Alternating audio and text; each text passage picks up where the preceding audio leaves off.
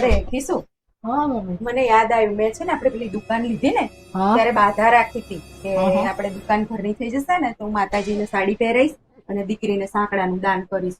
તો એવું? હા તું હમણાં કામ પત્યું છે તો જા લઈ આય, સાડી લેતી આય ને સાંકડા લેતી આય. હા હમણાં લઈ આવો. A few moments later. Mummy હા. લઈ આવી જો. લઈ આય. હા જો કેવી છે સાડી. સરસ છે. સાડી લીધી ને આ હાકડા લીધા. સારા સરસ છે ને? છે. હા આ તો શું મારે બાધા રાખી હતી પછી ભૂલી જાઉં ને તો સાચી રહી વાત જાય છે. એટલે સાચી વાત સારું છે. થી લઈ એમ. અને આ રવિવારનો દિવસ છે ને સારો છે, દીકરીને દાન કરો ને તો સારું. એવું કર એવું? તો ફોન કર દે આવે ને હમણાંથી આવી નહીં ને એવું કે બે ચાર જો કપડા લઈને આવે તો રોકાય એમ. દીકરીને દાન કરવાનો દિવસ છે એમ રવિવાર? હા હા સારું. હા. હલો હા ફઈબા.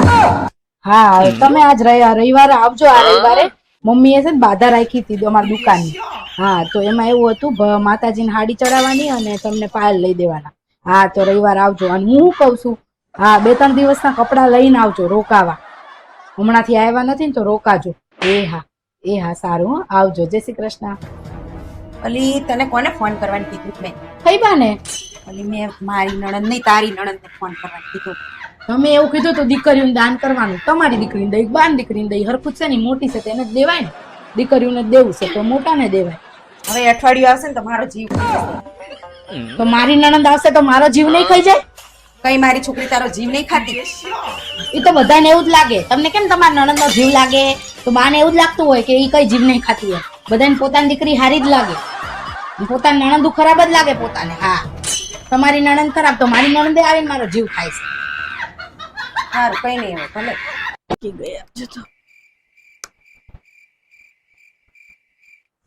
એ કીશું બોલો હવે. મારા માટે ચા બનાય. અરે મમ્મી યાર માંડ નવરી થઈને બેઠી હોય ત્યાં તમને કઈ કામ હું છે? માંડ નવરી થઈશું રહ્યા કે બેહવા દો ને યાર. હા કઈ નહીં રહેવા દે.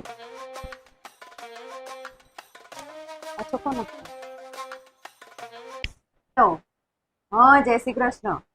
બરાબર બરાબર. બર્થડે પાર્ટી છે? હા હોટલમાં કીધું છે બધાને? હા બરાબર. હા ના ના અમારે જો આ કિશુની તબિયત સારી નહીં અને માથું બહુ દુખે છે. ખીચડી જ ખાલી વઘારવી. હા મમ્મી હા મને અત્યારે સારું છે. ચા બનાવતી આવું તમારા માટે? મજા બનાવતી હોય. હા તેને તબિયત સારી નથી, ખીચડી વઘારવી હતી. હા વાંધો નહીં વઘાર દેશું. વધારે મૂકી જજો. હો હા ચાલ જય શ્રી કૃષ્ણ. હા. લો મમ્મી ચા. કોનો ફોન હતો મમ્મી?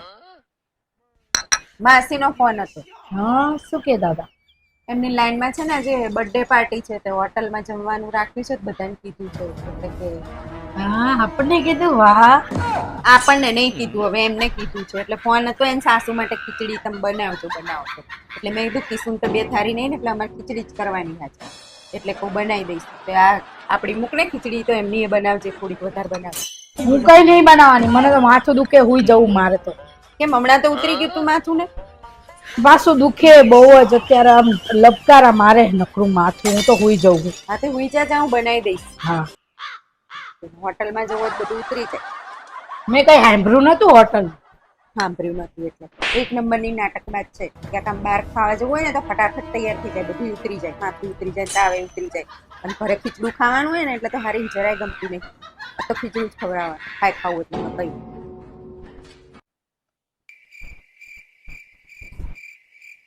એટલે કે શું આ કપડાં ધોયેલા સુકાઈ ગયા છે ને ઇસ્ત્રી કરીને મૂકી દે તરફ.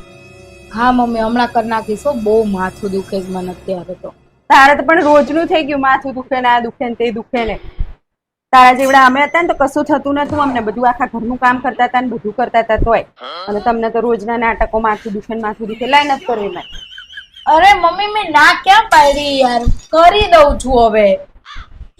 ના પાડી હોય એમ કરે કર દઉં છું. હમણાં કીધું કર. અત્યારે તમારે પહેરવાનો ડ્રેસ નથી પહેરવાનો. વાર કેટલી લાગે? 2 મિનિટ લાગે. કરીને મૂકી દે ને પણ જા. માથું તો દુખવાનું જ છે રોજ.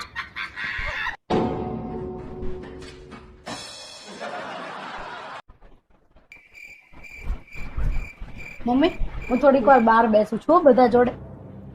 બસ ઘરમાં કઈ કામ પત્યું નહીં ને ટાંટિયો બહાર ગયો નહીં. એવું નહીં કે ઘડીક કહીએ હાહુ જોડે તકડી ખાશે બાર.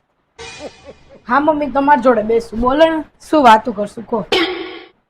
કઈ નહીં, ફોનમાં ચાર્જિંગ પતી ગયું લાગે છે એટલે જ બેઠી હોય, નકર કઈ બે એવી નહીં કહીએ તો.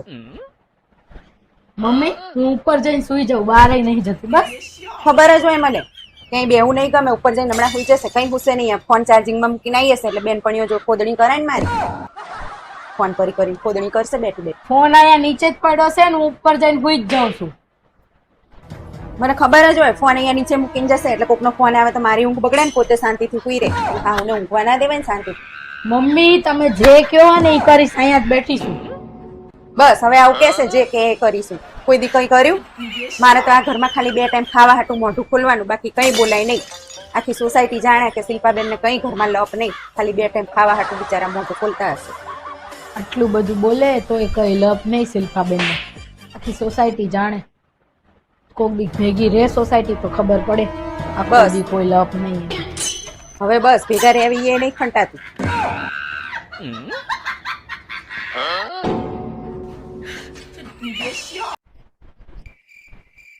અરે મમ્મી હવે બહુ ગરમી થાય છે, હવે સહન નથી થતું. હવે આપણે એસી નખાય જ દઈ. કઈ ગરમી થતી નહીં. અમે પહેલા રહેતા હતા ને તો કશું પંખાય નતા, લાઇટ બિલ એટલું આવે ને તો ભરવાનું વેચ નતો, પંખાય નતા ચાલુ કરતા, એમને બે રહેતા હતા. હું તમને પંખા ચાલુ થાય એસી નખાવું છું.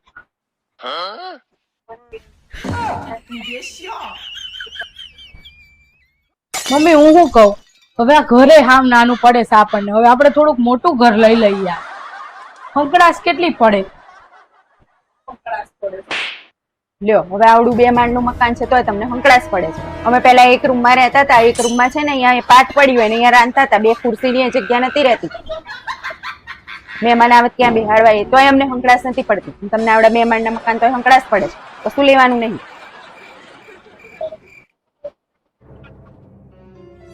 સારું કઈ નહીં, ના લેવું હોય તો. હું શું કઉ છું, આજે ઓલા પણ સેલ ભરાણો છે કપડાનો, કપડા તો લઈ આવી આપણે સેલમાં. લ્યો આખો કબાટ ભરીને કપડા છે તારી જોડે, તોય કે નવા કપડા લેવા જોઈએ. અમારે પેલા 3 જોડી હોય, એક જોડી પહેર્યા હોય, એક કબાટમાં પડ્યા હોય ને એક ધોયા હોય, તોય અમે નતા એટલા ડૂચામાં પૈસા ખર્ચતા. તમારે ત્યારે નવા કપડા લેવા હોય પાછા.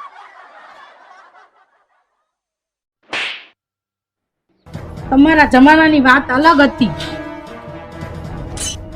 ભગવાન એ કીશું એવું કરને, મને આ પગ બહુ દુખે. ચલ ને એક્ટિવા લઈને મારી જોડે દવાખાને, મને પગ બહુ જ દુખે છે, કહેવાતું નહીં. તમારા જમાનામાં ક્યાં એક્ટિવા હતા? હવે જાઓ એક્ટિવા વગર હાલતા. એક્ટિવામાં પેટ્રોલ નથી આજે. તમારા જમાનામાં થાય ક્યાં એક્ટિવા હતા? હાલીને જતું રહેવાય તમારે તો.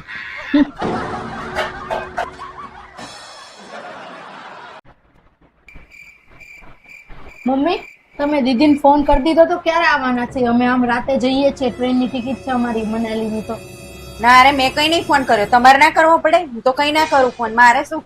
હું તો કઈ ના કહું આ ઘરમાં, કઈ મારે શું? તમારે જવાનું હોય તમારે ફોન કરવો પડે.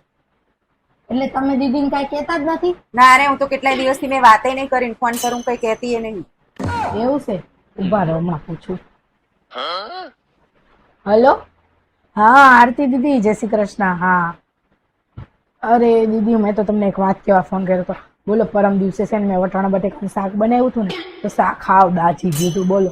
હા હા વટાણા બટેકાનું મમ્મી તો એવું કહેતા હતા કે તમે કારેલાનું શાક બનાવ્યું.